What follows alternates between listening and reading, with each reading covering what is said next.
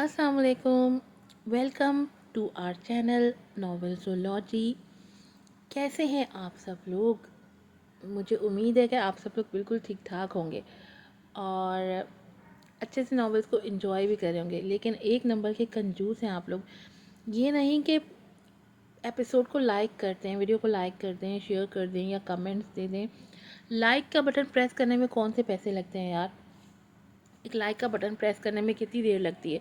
500 views, 600 views, 1000 views, 2000 views, लेकिन like सिर्फ 20, 30, 40। इतने कंजूस क्यों हैं यार आप लोग? जल्दी से चैनल को सब्सक्राइब कर दें, वीडियो को लाइक कीजिएगा, शेयर कीजिएगा और रिव्यूज़ भी दीजिएगा। नॉवल है कोई तो आसरा मिले, एपिसोड नंबर है 7। आप नाश्ता करके मेरे पास आइएगा, बाबर आपसे ज़रूरी बात करनी है। वो नाश्ता कर रहे थे जब वो बोली। उनके हुक्म पर सर अस्पात में हिला गए। माही, आप आज यूनिवर्सिटी नहीं जा रही क्या? उसे आम से हुलिये में देखकर वो चौंक के बोले। जिस पर सोचों में गुम वो चौंक उठी। नहीं, आज मूड नहीं है बाबा, और वैसे भी भाई आए हैं तो हम एंजॉय करेंगे।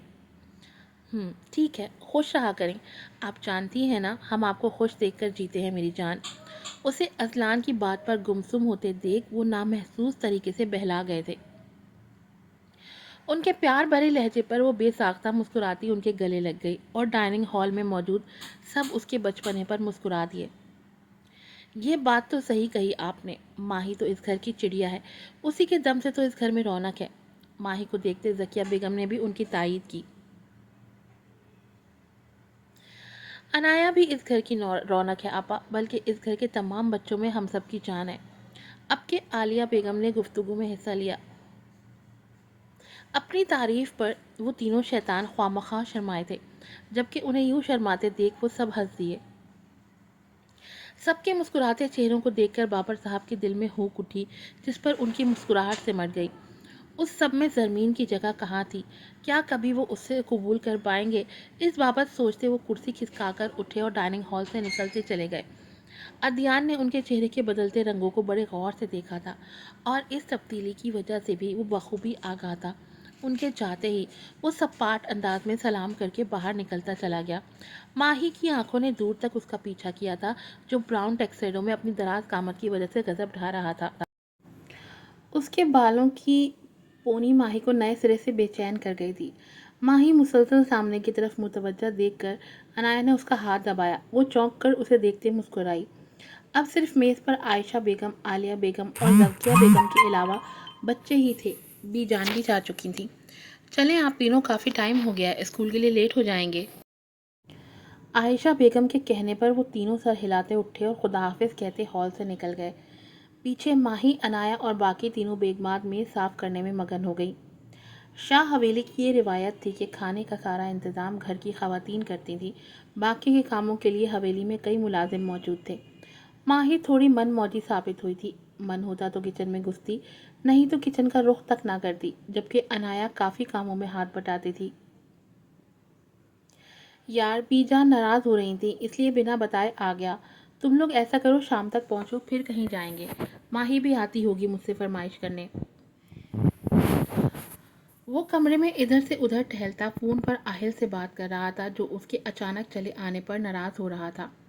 वो सब कराची घूमने गए थे जब उसे बाबर साहब की कॉल आई और वो वहाँ से निकलकर शाह हाउस पहुँचा, जिसकी उन्हें खबर थी। पर अब उसके कोयटा होने पर वो नाराज़ हो रहा था। उन्हें मनाने के लिए उसने नई राह निकाली, जो कि सही भी थी। वो जब भी आता हमेशा माही कहीं ना कहीं जाने की फरमाइश करती थी। उसके साथ मिलकर ढेरों शॉपिंग करती और घूमती, ये उसका मामूल था। और अजलान भी उसके लिए जी जान से तैयार होता था। कभी कभी उसमें आहिल और जैगम भी शामिल हो जाते तो मज़ा दोबाला हो जाता था। अच्छा ठीक है, हम निकलते हैं, शाम तक पहुंच जाएंगे। वो उसकी तजवीज़ पर रजामंदी जाहिर करता कॉल डिस्कनेक्ट कर गया। वो फ़ोन रख ही रहा था जब दरवाज़ा बजा। यस। उसकी इजाज़त पर माही और अनाया कमरे में दाखिल हुई। माही आते ही उसके गले लगी। ओ भाई, मैंने आपको बहुत मिस किया, सच में। वो खुशी से चहकी, जिस पर वो धीमे से हंसता उसे खुद से अलग कर गया और नज़र भरकर उसे देखा, जो काले सूट में बाल खोले खड़ी थी। उसके चेहरे पर बेपनाह खुशी थी। उसने दिल ही दिल में उसकी नज़र उतारी। ये कहना गलत ना होगा, जिस तरह جان طوطے میں قید ہوتی ہے اسی طرح اذلان کی جان ماہی میں قید تھی۔ وہ اس پر ایک خروش بھی برداشت نہیں کر سکتا تھا۔ میں نے بھی بہت مس کیا میری جان، اس کے جواباً کہنے پر وہ کھلکھلائے۔ السلام علیکم، کیسے ہیں آپ؟ انہیں ایک دوسرے میں مگن دیکھ کر انایا نے بھی سلام کیا، جس پر اذلان چونک کر اس کی طرف متوجہ ہوا جو براؤن جوڑے میں سر پر دوپٹہ اوڑے بالوں کا جوڑا بنائے کھڑی تھی۔ وعلیکم السلام، میں ٹھیک ہوں، تم سناؤ کیسی ہو؟ اس کے سلام کا جواب دے کر اس نے اسی نرمی سے اس کی خیریت پوچھی جس پر وہ سر ہلا گئی۔ اس کی ریزرو نیچر سے اذلان بخوبی واقف تھا۔ وہ اس سے کم ہی مخاطب ہوتی تھی۔ جو بھی تھا اس کی احتیاط اذلان کو اچھی لگتی تھی اور وہ بھی دل سے اس کا احترام کرتا تھا۔ تو کس لیے آئی ہو تم دونوں؟ وہ انجان بن کر بولا، جبکہ وہ ان کی موجودگی کی وجہ جانتا تھا۔ کیا بھائی، آپ ہر بار یہ کہتے ہو جب جانتے ہو کہ آپ کو ہمیں گھمانے لے کر جانا ہے؟ وہ نروٹھے بن سے بولی جس پر وہ کہکہا لگا اٹھا اور وہ اس کی طرف دیکھتی رہ گئی۔ سبز آنکھیں جو تھکن سے سرخ تھیں، ماتھے پر بکھرے بال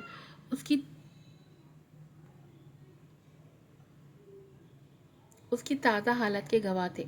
سفید چمکتی رنگت سیاہ شرٹ اور سفید ٹراؤزر میں اپنی دراز قامت سے وہ کوئی یونانی دیوتا لگ رہا تھا۔ اس نے دل میں اپنے بھائی کو دیکھتے ماشاءاللہ کہا، میں اچھی طرح تم دونوں کی سازش سے واقف ہوں۔ بے فکر رہو، شام میں آہل اور زیغم کے آنے پر چلیں گے۔ اوکے، اب مجھے ریسٹ کرنے دو، چلو نکلو۔ وہ اس کی ناک دبا کر گویا ہوا جس پر وہ دونوں ہنستی باہر نکل گئیں۔ ان کے جاتے ہی ذہن کے پردوں پر ایک زرد چہرہ روشن ہوا۔ کیا وہ معصوم چہرہ نفرت کے قابل تھا؟ کیا اسے اس گناہ کی سزا دینی چاہیے تھی جو اس نے کیا ہی نہیں تھا؟ یہ تمام سوال اس کے ذہن میں ادھم مچا رہے تھے اور یہ تمام سوچیں اسے ماہی کو دیکھ کر آئی تھی۔ وہ بھی تو اس جیسی تھی یا شاید اس سے چھوٹی۔ اچانک اسے عالیہ بیگم کا چہرہ یاد آیا تو وہ فوراً اپنی سوچوں پر لعنت بھیج کر بیڈ کی طرف بڑھ گیا۔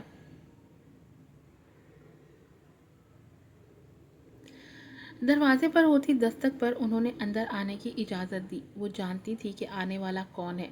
وہ دروازہ کھول کر اندر آئے۔ سفید سوٹ، سیاہ مردانہ شال اوڑھے وہ اپنے مخصوص انداز میں غرور سے کھڑے تھے۔ عمر کے اس حصے میں آ کر بھی وہ پہلے جیسے تھے، بے انتہا کے خوبصورت، بس چہرے پر سجی گرے آنکھیں خود پر بیتی داستان سناتی تھی۔ آئے بیٹھیں آپ، انہیں بیٹھنے کا کہا۔ وہ ان کے سامنے موجود صوفے پر ٹانگ جما کر بیٹھ گئے۔ جی بی جان، کہیے کیا کہنا چاہتی تھی آپ؟ وہ خاصے احترام سے بولے جس پر وہ گہرا سانس لیتی گویا ہوئی۔ بات دراصل یہ ہے بابر کہ اب میں یہ چاہتی ہوں کہ ادیان کو دستار سونپ دینی چاہیے۔ اس بارے میں آپ کا کیا خیال ہے؟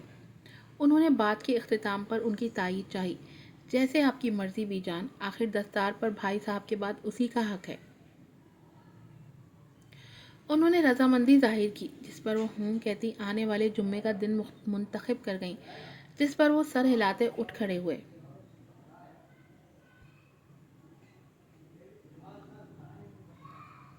اور ایک بات بابر، چھوٹی حویلی ذرا احتیاط سے جایا کریں۔ ان کی بات پر بابر صاحب کے قدم ساکت ہوئے۔ وہ بے ساختہ مڑے اور ان کی طرف دیکھا جو انہی کی طرف متوجہ تھیں۔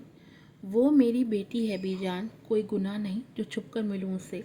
وہ بڑے ضبط سے بولے تھے جبکہ لہجے میں ٹوٹے کانچ کی چبھن تھی جس نے بی جان کا دل چیر دیا۔ وہ تڑپ کر اٹھیں۔ ہمارا یہ مطلب نہیں تھا بابر، ہم صرف یہ کہہ رہے ہیں کہ اس کا اثر بچے نہ لیں، اس لیے احتیاط کریں۔ وہ تحمل سے بولی پر بابر صاحب چیخ پڑے، واہ بی جان، بچے اثر نہ لیں، کیا وہ اس سب سے واقف نہیں ہیں؟ یا پھر وہ انسان نہیں ہے جسے میں نے آپ کے کہنے پر خود سے حویلی سے دور رکھا؟ بولے، جواب دیں۔ جانتی ہیں آپ، باپ کے ہوتے ہوئے وہ یتیموں کی طرح زندگی گزار رہی ہے، فقط ایک ملازمہ کے سہارے۔ اس کے بیمار ہونے پر میں وہاں نہیں ہوتا، پھر بھی وہ جی رہی ہے۔ اسے ماہی کی طرح حق نہیں مل رہا، کیا یہ صحیح ہے؟ مجھے یہ خوف سانس نہیں لینے دیتا بی جان کہ جب وہ روز قیامت میرا گریبان پکڑ کر مجھ سے پوچھے گی کہ میری امانت کا خیال کیوں نہیں رکھا، تب میں کیا کروں گا؟ یہ اذیت میری جان لے لے گی بی جان۔ وہ بولنے پر آئے تو بولتے چلے گئے۔ یہ شاید زرمین کے آنسو کی وجہ سے تھا یا اذلان کی نفرت کی وجہ سے، پر وہ 20 سال کا ضبط توڑ کر بہتی آنکھوں سے بی جان کو ضمیر کی عدالت میں گھسیٹ چکے تھے، جس میں اپنا چہرہ دیکھتی وہ ساکت تھیں۔ انہیں خاموش دیکھ کر وہ اپنے آنسو پوچھتے باہر نکل گئے۔ پیچھے ان کے کڑے سوالوں کو سہتی وہ چہرے پر زلزلے کے تاثرات سجائے صوفے پر ڈہ گئیں۔ یہ سچ تھا کہ اس سے نفرت میں وہ زرمین سے زیادتی کر گئی تھی۔ سر عام اس کی ذات کو تماشا بنانے کے بجائے اسے تنہائی کی سزا سنائی گئی، جس کی حقیقت سے پردہ اٹھا کر وہ انہیں سچ کا آئینہ دکھا گئے تھے۔ اس آئینے میں وہ خود کو دیکھنے کی ہمت مفقود پاتی تھی۔ شاہ ہاؤس کے سامنے کھڑی گاڑی میں وہ سگریٹ کے گہرے کش لیتے سیکنڈ فلور کی بالکونی پر نظر جمائے بیٹھا تھا، جس کی کھڑکیوں پر اس وقت پردے گرے تھے۔ صبح اس کا ذکر سن کر وہ آفس جانے کی بجائے یہاں آ گیا تھا۔ وہ جب بھی اس کا ذکر سنتا یہاں آتا۔ یہ سب اس کے پاکستان آنے کے بعد سے شروع ہوا تھا۔ عرصہ پہلے کی روبرو ہوئی ملاقات کے علاوہ اس نے اسے صرف تصویروں میں دیکھا تھا، جو ہر اینگل سے کھینچی اس کے پاس موجود تھی۔ یہ عجیب بات تھی کہ اتنی نفرت کے باوجود وہ اسے وہی معصوم سی بچی کی طرح اچھی لگتی تھی جسے اس نے پہلی بار دیکھا تھا۔ وہ اس کے لیے کوئی نفرت اپنے دل میں نہ پاتا تھا۔ وہ اسے ویسی ہی کیوٹ لگتی تھی جیسے پہلے دن لگی تھی۔ مائی اینجل۔ سگریٹ کے دھوئیں میں بنتے اس کے عکس کو دیکھ کر وہ بڑبڑایا۔ بھوری آنکھوں کی چمک اس کا نام لیتے بڑھ گئی تھی۔ سگریٹ کا آخری کش لے کر اس نے اسے باہر پھینک کر وہ زن سے گاڑی بھگا لے گیا۔ پیچھے اٹھتے دھوئیں کو کھڑکی سے زرمین نے بڑی حیرت سے دیکھا تھا۔ آج کی ایپیسوڈ یہیں پر ختم ہوتی ہے۔ پھر ملوں گی آپ سے نئی ایپیسوڈ کے ساتھ۔ السلام علیکم۔